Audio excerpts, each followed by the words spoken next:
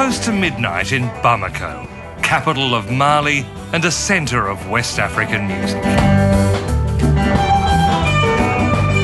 In a rundown downtown club, the night is just getting started.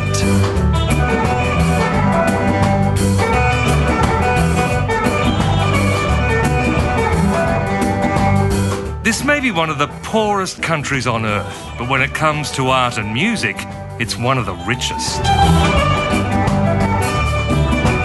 An intoxicating mix of traditional and modern instruments and rhythms has created a genre as vibrant and even sensual as the night owls who come here.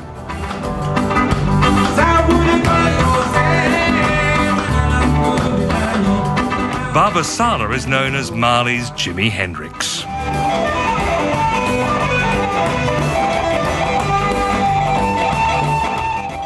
La musique, c'est un moyen de communication très puissant. Dans la musique, les artistes ont pu dénoncer, on peut parler de ce problème.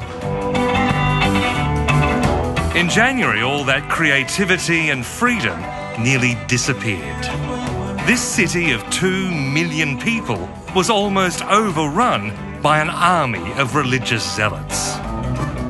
Islamist rebels who'd conquered half the country suddenly swept south toward the capital. In the north, they'd banned music as un-Islamic, outlawed dancing, and forced women to cover under pain of flogging. Oui, c'était vraiment la catastrophe. Les gens, ils avaient perdu tout espoir.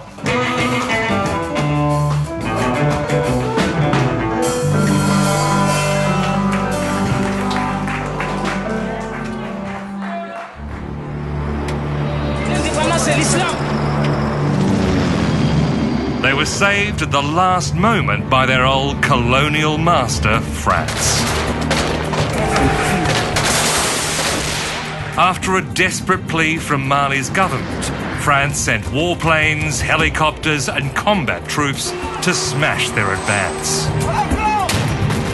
Within days, the Islamists had fled the northern towns they'd seized 10 months earlier, and the French were being welcomed as liberators.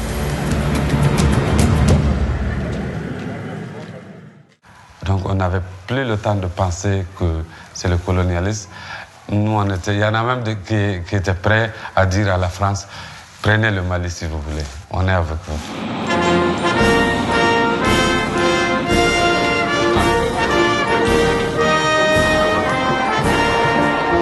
President François Hollande flew in triumph to what had been the Islamists' base, the fabled ancient city of Timbuktu. Mais le combat n'est pas terminé. Et ce serait une erreur de penser que parce que nous avons retrouvé avec nos amis maliens la capacité de sécuriser les villes comme Gao, comme Tombouctou, nous pouvons arrêter là. Mali had dodged a bullet. What nobody knows is whether or how soon it might be fired on again. Si la France n'avait pas intervenu ce jour-là, c'était fini pour l'Afrique de l'Ouest. Parce qu'une fois qu'ils contrôlent Bamako, ils vont tout contrôler. À partir de Bamako, ils vont contrôler.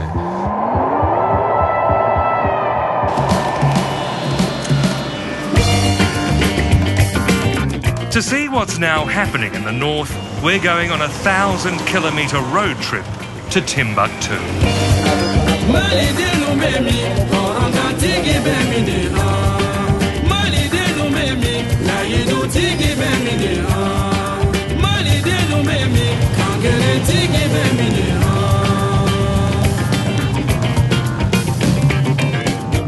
Timbuktu was once a byword for the middle of nowhere, a place so remote many thought it was fictional.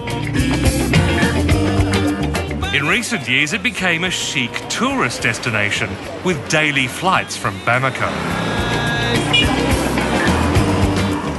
But thanks to the war, Timbuktu was again a distant and forbidding destination.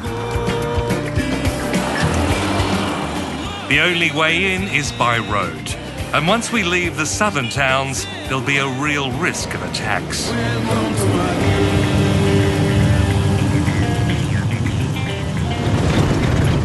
We're travelling with Muhammad Azima, a Timbuktu tourist guide who fled the city when the Islamists came. He's going back for the first time to see if it's safe to bring his family. I'm so happy to go back again because I have like 1 year now I don't been there, and I'm so miss Timbuktu. I'm so lucky. I'm so happy. It's not long before we see signs of the continuing danger. We're caught in a giant convoy of French and Malian troops heading north as reinforcements. The bulk of rebel fighters are believed to have retreated to mountain bases near the Algerian border or blended into the local community. Nobody believes they've given up the fight.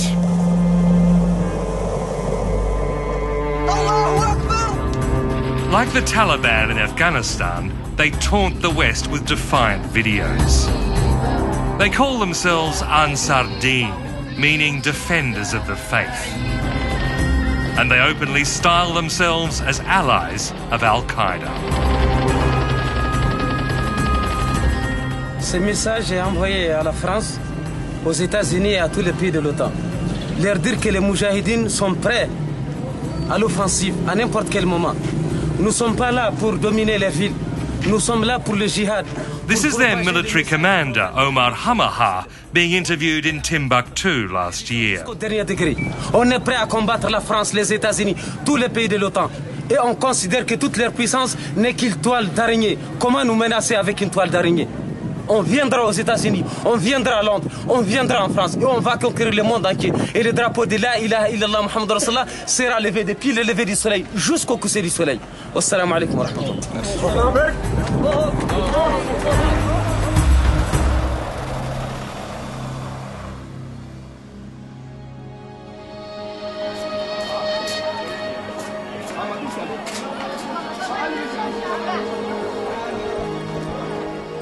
It's hard to reconcile their hatred of Mali's culture and heritage with the laid-back openness of most ordinary Malians.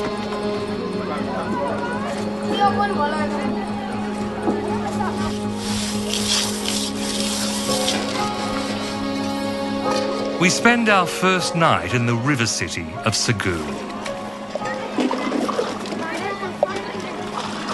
All along the banks, men and women socialise and bathe together, even as the call to prayer rings out from the mosque.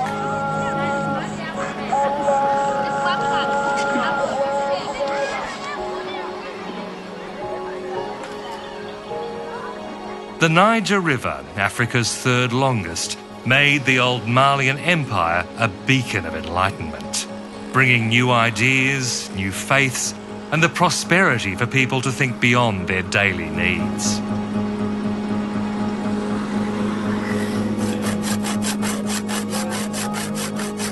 For a time, river cities like Timbuktu grew rich trading gold, spices, and Saharan salt.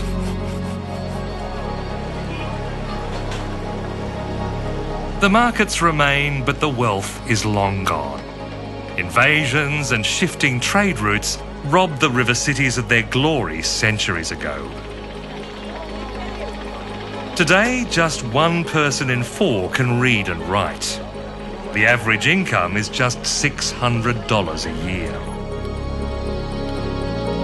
Yet there's still a sense of joyfulness here you rarely see in the West.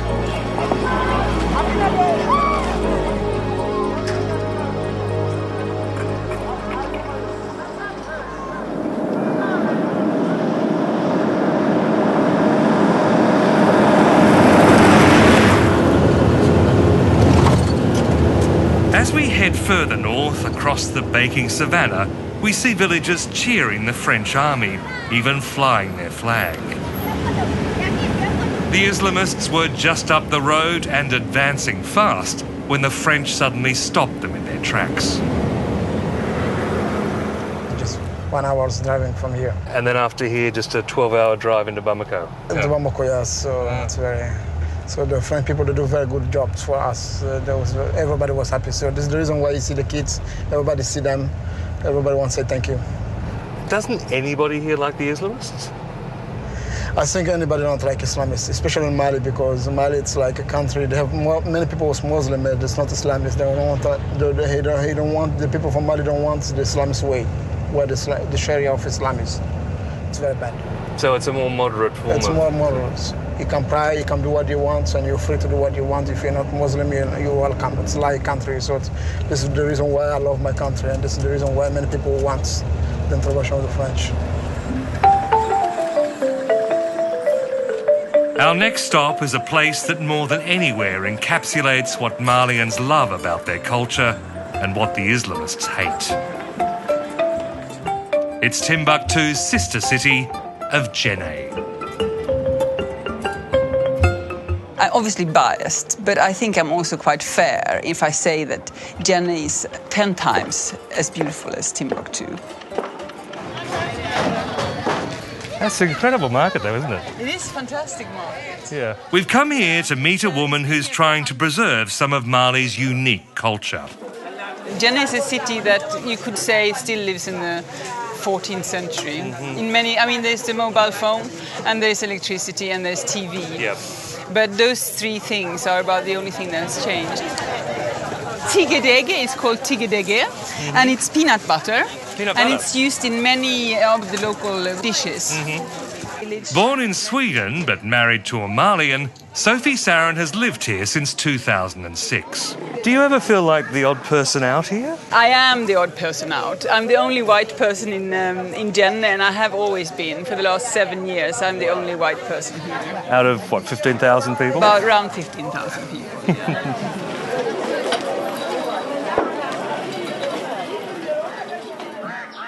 Djenné is Mali's most traditional city. Every building is World Heritage listed and made of local mud. From the Great Mosque, the largest adobe structure in the world, to the smallest house.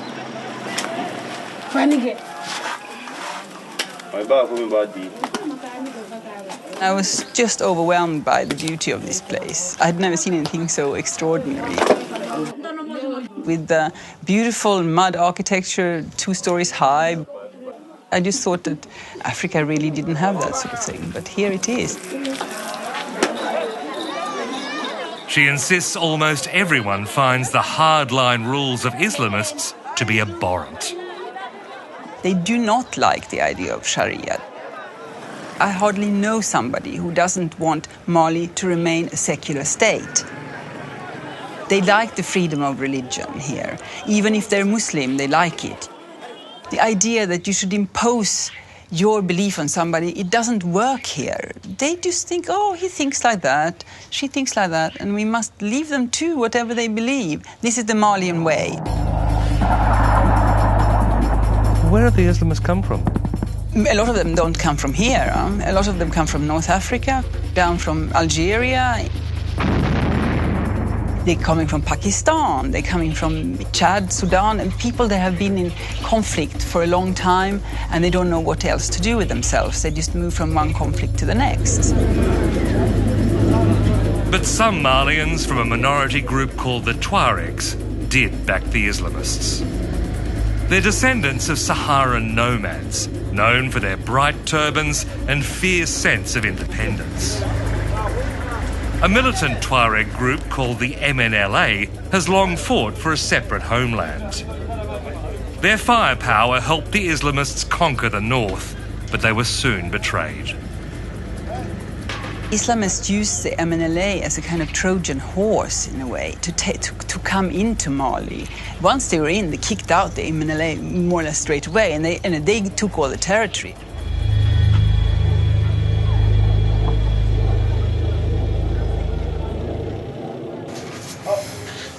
It seems strange to us, but the Islamists also planned to destroy centuries of Islamic scholarship. Mais ça, est-ce qu'il n'y avait pas une... Sophie Sarin helps run a library in Jenne storing ancient manuscripts. On a besoin de faire la conservation là-dessus. Many of them are from the 14th and 15th centuries, when universities in Jenne and Timbuktu attracted students from all over the Islamic world. Even today, manuscripts continue to be produced at the madrasas and Quran schools. The great families of Jenne almost always had copyists that would copy the manuscripts. And this is a tradition that continues still now. And the remarkable thing is that they kept them, family after family, father to son, mother to daughter, over centuries. Absolutely incredible. And if you see the conditions here with the rainy season and the mud houses and the water that seeps in through often, the termites, it is unbelievable that we have so many manuscripts here. With support from the British Library, she's trying to digitise them so they'll be safe forever. How to get love? Yeah, how to get love. Okay, so it says, what has one got to do? As well as religious tracts, the manuscripts record philosophy, science, medicine, astrology, even magic spells, written by holy men called marabouts. To the Islamists, that makes them heresy. Jenne is known for being a city of magic. And the marabouts of Jenne are well known and, you could say, feared and revered throughout Mali and maybe even throughout West Africa. It is mysticism, but it's also, I think of Jenne as the sort of, if you could make it almost like a comparison to the Catholicism of Mexico or of South America. It's quite mixed in with early traditions, and it's not entirely orthodox. And this is, of course, what the Islamists in the north don't like. They don't like any of this slightly not orthodox stuff. The manuscripts aren't the only part of Mali's tradition that offends the Islamists. It's even their delight in colour and decoration.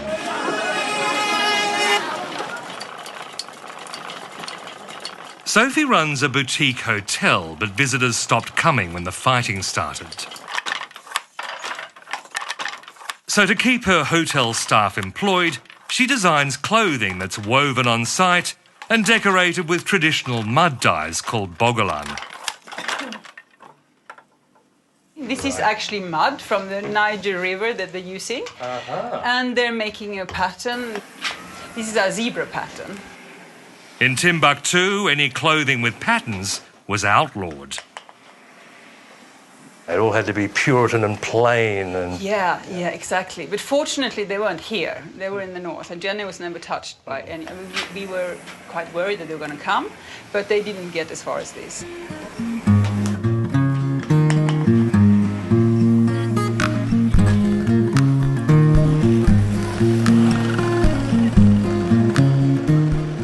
Kilometres from Jenne, we come to the 17th century city of Mopti, the gateway to the northern deserts. It's another little known, little visited, but extraordinary city, with a natural canal that once earned it the moniker of Mali's Venice.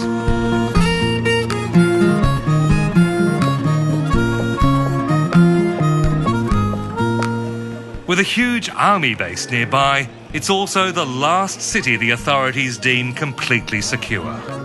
For the rest of our journey, we'll be taking protection.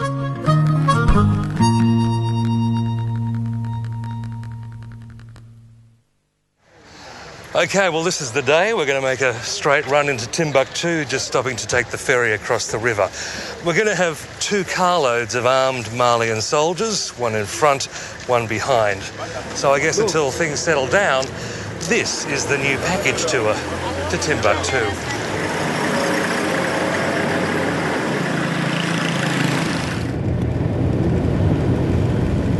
Less than an hour up the road, we pass the town of Konna.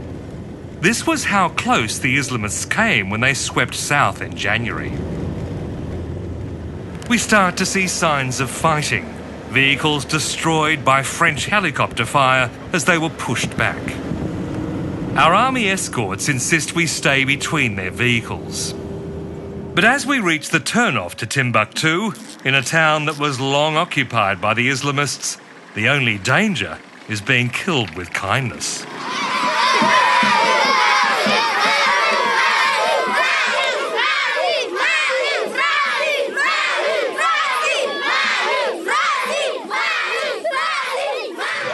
We stopped to get some petrol here and we've been literally mobbed by hundreds of kids. They're just very happy to see outsiders after what they've been through.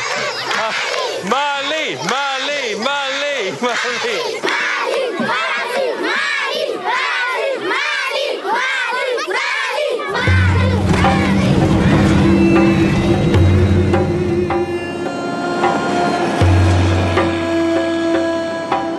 Eventually, the last stretch of tar disappears and the dirt gives way to sand. We're now in the heart of the Sahel Desert.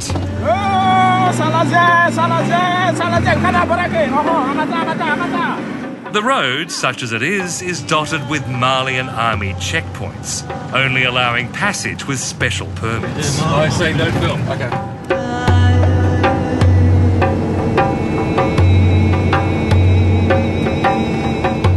As we drive through the desert, it's easy to understand the mystique Timbuktu once held. Europeans had heard of its legendary wealth, but none had seen it for hundreds of years.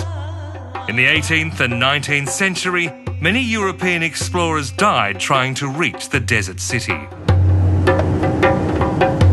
It wasn't until 1828 that the Frenchman René Caillet became the first to return alive.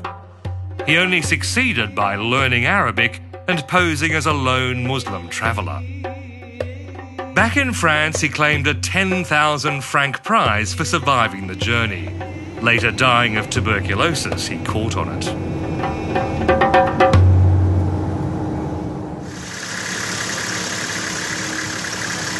Four-wheel drives have made the trip infinitely easier and safer. But after hundreds of kilometres of sand, dirt and dunes, dealing with yet another breakdown in 50-degree heat, we start to wonder if we'll ever get there. No, broke, because we're going so well.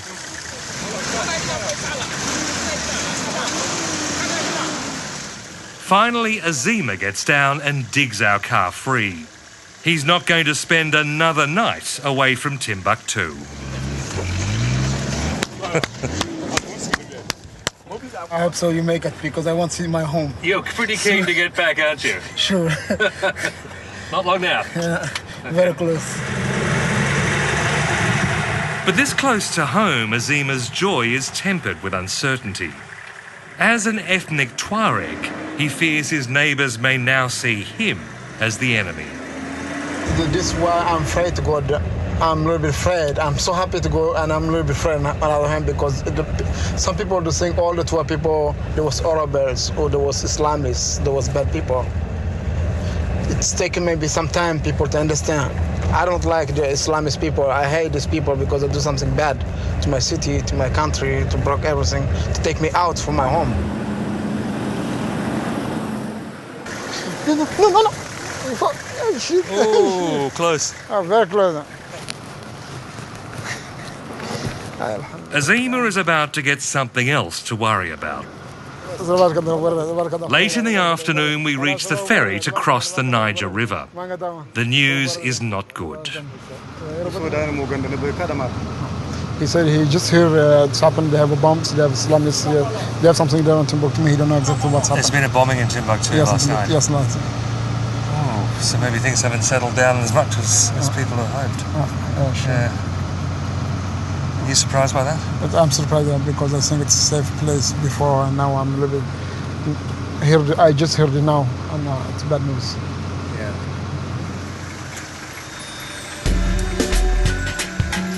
If all goes well, we'll be in Timbuktu within 2 hours. But we're now even more uncertain of what we'll find.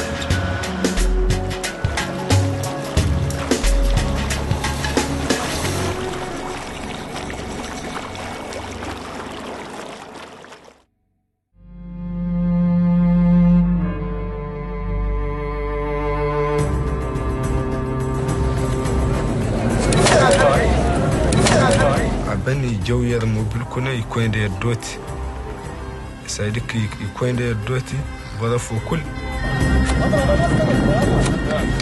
بد ما يجونغ بدا فوكل دم وادم كيمدو بدا تاجي. We'd heard the stories of what happened here, but it's still shocking to see it. Public floggings, football banned, portraits destroyed as un-Islamic. And in a final act of spite, they torched all the priceless manuscripts that they could find. All manuscripts for 15th century. The 15th century, they just destroyed them? Yes. Why would they destroy ancient manuscripts? It's very old, and this is why the people of Timbuktu was not happy, because this is very important for us. It's dash. It's a dash.